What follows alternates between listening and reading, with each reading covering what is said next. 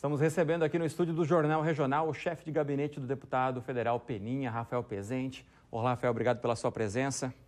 Eu estou muito satisfeito de estar com você aqui, Marcelo, porque eu sei da enorme audiência que tem a RBA TV, até porque eu também me informo, das notícias da região por essa emissora de TV. A gente agradece. Rafael, você divulgou há pouco tempo aí um vídeo que bombou nas redes sociais falando sobre 5 mentiras sobre o agronegócio que contaram para você. Por que a divulgação desse vídeo? Para conscientizar a população?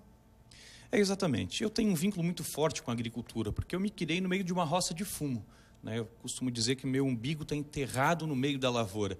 Eu tenho muito orgulho disso, viu, Marcelo? Cheguei aonde cheguei, e não é muito longe, mas graças à agricultura, graças ao esforço dos meus pais, da minha irmã. E hoje eu vejo, lá em Brasília, muita gente denegrindo o agronegócio. Eles falam sem conhecimento de causa, porque acham que cebola, que maçã, que arroz, nasce lá na gôndola, na prateleira do supermercado. É importante mostrar para as pessoas que não têm noção de como funciona a agricultura, de quão suado é esse serviço e de quanta mentira contam na imprensa e as pessoas acabam acreditando. As pessoas acham que comem veneno no prato do restaurante. Isso não é bem verdade. As pessoas acham que os alimentos transgênicos trazem malefícios à saúde. E a gente nunca teve na história um caso de uma doença que foi causada por problemas relacionados a produtos transgênicos. As pessoas acham que o agro ele desmata. Na verdade, não. O agro preserva. Nós, que trabalhamos na agricultura, preservamos o equivalente a área de 16 países da Europa.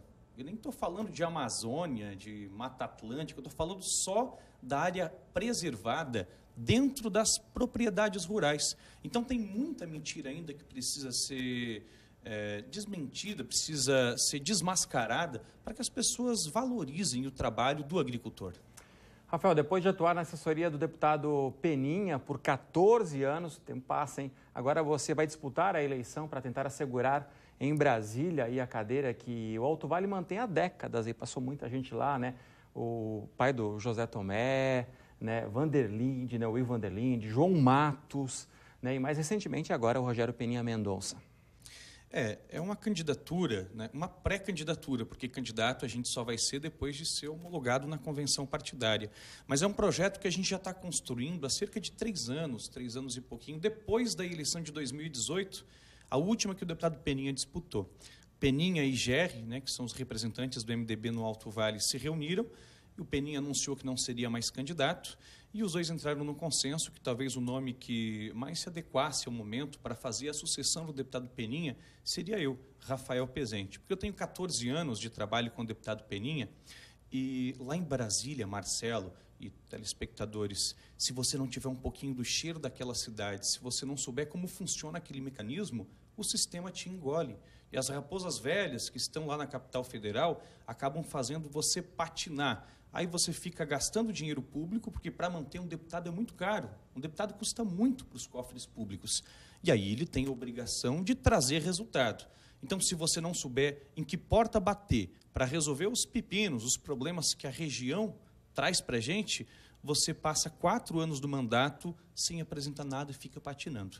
Então, depois de Peninha e Gerri chegarem ao consenso de que eu seria o nome mais adequado para fazer a sucessão do Peninha, a gente veio para as bases, conversamos com prefeitos, vice-prefeitos, vereadores, lideranças do nosso partido para consolidar essa candidatura. Porque o Alto Vale precisa de representante. Você mesmo citou Ivo Vanderlinde, J. Tomé, João Matos, Peninha, todos os representantes que o Alto Vale sempre teve em Brasília. Nós sempre tivemos uma porta aberta em Brasília e não pudemos perder. Talvez a nossa região, Marcelo, só saiba a falta que faz um deputado federal quando a região perder. Não vamos permitir que isso aconteça. E eu acho, inclusive, que a gente tem capacidade para eleger mais de um representante. Nós jogamos muitos votos para fora. Chega na época da eleição, da campanha política, aparecem candidatos aqui de tudo quanto é lugar, de cidades que às vezes a gente até nunca escutou, trazendo promessas milagrosas, trazendo a solução de todos os problemas. Onde é que estavam esses caras? Onde é que estavam esses candidatos quando a gente realmente precisou para resolver os nossos gargalos? Eles aparecem sempre na época da eleição, mas só na época da eleição. Hoje, nós temos 2 pré-candidatos a deputado federal já consolidados, já definidos com o nome na rua aqui. Sou eu, Rafael Pezente, pelo MDB, e o Jorge Guetem, do PL. Eu falo por onde eu vou nessa minha peregrinação nos municípios. Se a pessoa não quiser votar em mim, é uma pena, eu gostaria muito, mas não tem problema desde que vote em alguém da região. O Jorge também é uma pessoa maravilhosa. Ele ficou em Brasília durante 4 meses, no lugar do Peninha, porque ele é suplente de deputado hoje, e fez um excelente trabalho. Então, eu gostaria muito de estar com o Jorge Guetem lá em Brasília, nós 2, ombreados, resolvendo os pepinos do Alto Vale. Quem está em casa talvez até esteja se perguntando, será que é normal o cara vir aqui fazer propaganda do seu adversário político? Eu acho que a gente tem que parar com essa palhaçada de intriga partidária, de briga política. A nossa sigla, o nosso partido tem que ser o Alto Vale e as pessoas têm que se conscientizar. Enquanto a gente não colocar isso na cabeça e continuar brigando por causa de partido político, a nossa região vai ficar parada sem se desenvolver. Então, a gente precisa botar a mão na cabeça e votar em candidatos da nossa região. Rafael, dentre as bandeiras que você levantará na campanha, quais você considera que são as prioritárias? Eu acho que, como eu sou aqui da região, eu sou da região de Ituporanga, nasci em Petrolândia, me criei em Atalanta, na comunidade de Ribeirão Matilde, a BR-470 tem que ser prioridade. Quanto desenvolvimento a nossa região deixa de ter por falta de investimento nessa rodovia? Até meses atrás, ela estava intransitável. Quantos pneus eu estourei na BR-470. Agora, a manutenção foi feita e a duplicação até Indaial está acontecendo. Não no ritmo que nós gostaríamos, mas ela está acontecendo. A gente precisa ter a BR-470 como prioridade. Primeiro, para terminar essa duplicação, mas paralelo a isso, Marcelo, a gente já tem que ir trabalhando com licitação dos lotes 5 e 6, para trazer a duplicação, pelo menos até em cima da Serra São Miguel, em Ibirama. Se a gente esperar terminar a duplicação, o alargamento da pista até Indaial, para depois ir atrás de projeto, licitação, aí quando que a gente vai conseguir trazer a duplicação até o Alto Vale do Itajaí? Precisamos trabalhar em paralelo, forçando a barra, para a duplicação até Indaial acabar de uma vez por todas, mas, paralelo a isso, trabalhar já nas licitações dos lotes 5 e 6, porque a gente está há 15 anos trabalhando na duplicação da 470 e os 4 primeiros lotes ainda não foram concluídos. O governo, nesse primeiro semestre, quer concluir o lote 1 e o lote 2, quer inaugurar, e o 3 e 4 vão ficar para o ano que vem. E o 5, o 6, o 7, para levar até a interseção com a 116 em São Cristóvão do Sul, vai ficar para quando? É por isso que a gente já tem que trabalhar desde agora, nessas licitações. E tem um cara aqui em Rio do Sul, que se chama Kleber Stassum, que talvez seja um dos maiores conhecedores da BR-470 e do pepino, que é para a nossa região. Eu acho que a classe política precisa aproveitar o conhecimento dele, da CIRS, e se aproximar, trabalhar em conjunto, para a gente conseguir fazer força, fazer pressão e mexer com os caras de Brasília. O Kleber vem fazendo já um trabalho há muito tempo, e ele realmente tem conhecimento em relação a tudo que está ocorrendo da duplicação. A duplicação, daqui a pouco, se a gente ficar esperando, quando vir a duplicação para a nossa região aqui, a gente vai precisar triplicar a BR. Exatamente. Exatamente. E também uma outra bandeira que eu defendo muito, até fiz o vídeo que você citou e viralizou nas redes sociais, principalmente no WhatsApp, é o agro. É a bandeira da agricultura, porque se a gente come todo dia, é graças ao agricultor. E o agro não está só na comida não, viu? Está na roupa que a gente veste. Quando a gente abastece, não podemos esquecer que quase 30% daquela gasolina é, na verdade, etanol, vem do agro também. Então, a agricultura tem que ser a bandeira principal de todo catarinense, porque carrega o nosso estado nas costas. Nossa região tem na agricultura, na pecuária, uma fonte de receita muito importante. Quais culturas você considera que precisam de mais apoio aqui na nossa região? A gente fala aqui da cebola, tem crescido muito o arroz, E quais são as culturas que você acha que precisam de mais apoio? Eu conheço muito a cebola. Os meus pais plantam cebola no interior de Atalanta. E a cebola tem um problema muito sério, que é o excesso de rigor na fiscalização aos produtores rurais.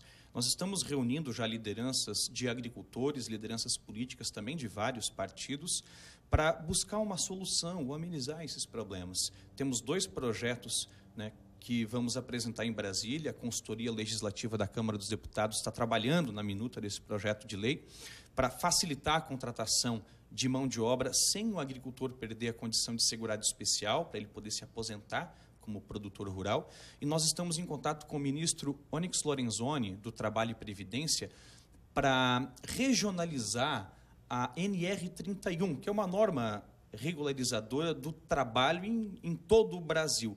Não tem como a gente plantar cebola em Ituporanga, em Buia, Vidal Ramos, da mesma forma que é plantado na Bahia ou no interior de São Paulo. As exigências da fiscalização têm que ser regionais, porque a cultura é diferente, a forma como a gente trabalha é diferente também. Então, a cebola, né, precisa de bastante suporte político para sanar esses gargalos.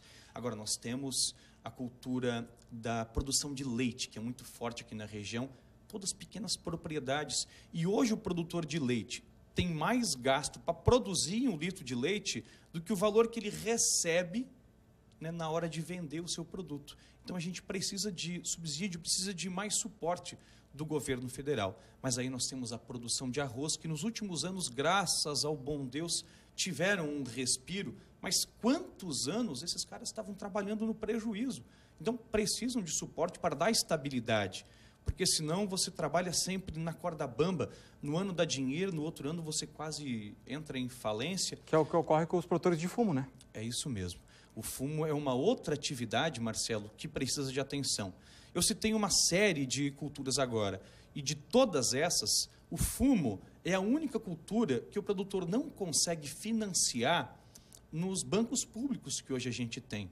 O Pronaf, que é destinado para a agricultura familiar, ele não alcança o fumicultor, que implanta tabaco na sua propriedade. E não existe nenhuma outra cultura que seja mais familiar do que o fumo, porque numa propriedade de fumo, quem trabalha ali é pai, mãe, filhos, vizinhos, parentes mais próximos. Os produtores de fumo estão sem pai, sem mãe, não tem em Brasília alguém que os defenda. E é muita gente aqui na região que depende dessa cultura. Rafael, a cada ano que passa, aumenta o número de pessoas que morrem por doenças causadas pelo tabagismo. Defender a produção de fumo não seria um contrassenso? Eu acredito que não, Marcelo. Eu concordo com a tua afirmação. De fato, o tabagismo é um problema muito sério e a gente não incentiva, né? Fumar faz mal à saúde. Você que está em casa sabe disso, né? Tem gente que já está careca de saber. Fumar faz mal à saúde. Mas a gente tem que combater o tabagismo, não combater o produtor de fumo, porque o produtor de fumo ele gera muita riqueza para o Brasil. Nós temos, né, no setor gerado anualmente cerca de 15 bilhões de reais em tributos, em impostos. 15 bilhões de reais. Você sabe o que é isso? Dá para alugar um apartamento que não vai caber todo o dinheiro em cédula. Se a gente parar de produzir fumo aqui na nossa região, aqui em Santa Catarina, no Brasil, será que as pessoas vão parar de fumar?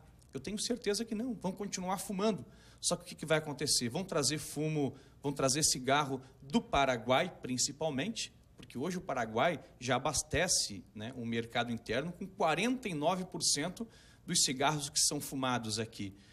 Só que o cigarro do Paraguai ele não tem fiscalização nenhuma. Sobre a indústria brasileira, a Anvisa e outros órgãos de controle estão muito em cima. Os caras são exigentes e não permitem que qualquer outra substância que não seja aquelas que estão na lista entre dentro do cigarro. No cigarro do Paraguai, o cigarro contrabandeado, já foi encontrado metal pesado como mercúrio, pedaço de rato, pedaço de inseto. Então, o que vai acontecer? Se a gente parar de plantar fumo aqui no Brasil, as pessoas vão continuar fumando, só que um cigarro de pior qualidade, e a gente vai abrir mão de uma receita bilionária. As pessoas vão continuar adoecendo, Marcelo. Só que o Brasil vai perder uma receita de 15 bilhões de reais que também ajuda a custear o SUS. E por que não incentivar, então, culturas alternativas à produção de fumo aqui na nossa região? É uma alternativa, é uma hipótese que tem que ser levantada, né? Incentivar a diversificação das culturas. O problema da nossa região é que é formada por pequenas propriedades. Onde se planta fumo, geralmente é uma propriedade muito pequena, onde trabalha ali, como eu falei, o pai, a mãe, os filhos. Pouca gente além disso. É muito difícil, inclusive, contratar mão de obra para a cultura do fumo. Eu falo com conhecimento de causa porque eu já quebrei muito baixeirinho na minha vida. Eu sei a diferença de um XO1 para um BR3. E eu sei as dificuldades que o setor encara. E além da propriedade ser pequena, é de terreno muito acidentado. Não tem como plantar soja, milho, outra atividade que é mecanizada, num terreno de relevo acidentado, num terreno quebrado. Por isso que a cultura do fumo, em muitas das propriedades, é a única alternativa para sustentar uma família. Nosso tempo está quase acabando aqui. A gente agradece muito a sua participação, Rafael. A gente vai te convidar para voltar uma outra vez para falar mais sobre a agricultura e também as demandas aqui do Alto Vale. Muito obrigado pela sua participação. Marcelo, eu que agradeço a oportunidade, quero desejar a todos uma excelente semana e podem contar sempre com a gente. Nós temos um gabinete lá em Brasília com as portas abertas, que você que está em casa está bancando. Então, use aquela estrutura porque custa muito caro e a gente tem a obrigação de trazer resultado para a nossa região. Muito obrigado. Valeu.